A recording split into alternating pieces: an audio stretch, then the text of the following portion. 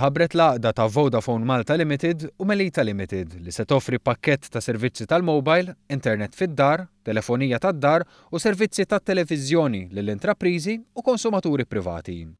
Intqal li l-għaqda bejn iż-żewġ entitajiet mistennija tindirizza b'mod aħjar il-bżonnijiet differenti ta' kull konsumatur u tindirizza wkoll id-domanda għal pakkett flimkien ta' servizzi ċellulari u fissi. Fil-fatt fi żmien li ġej l-għaqda bejn Vodafone u Melita se tkun qed tipprovdi l-kunċett ta' 4.5G u eventwalment 5G fuq il-mobile u servizzi fissi tad-djar gigabit capable.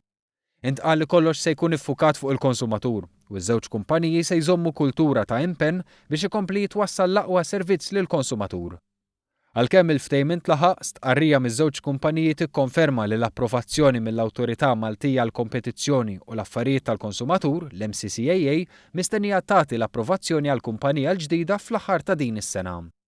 Intant Go PLC qalet li tifhem ix-xewqa ta' operaturi fis-suq lokali biex jikkonsolidaw l-operat tagħhom. Go ukoll tinsab f'pożizzjoni li timbotta żviluppi bħal dawn għaliex huwa meħtieġ. Iżda qed tappella biex ikunu mħarsa regoli ċari dwar il-kompetizzjoni anke fid-dawl ta' preċedenti ta' amalgamazzjonijiet simili.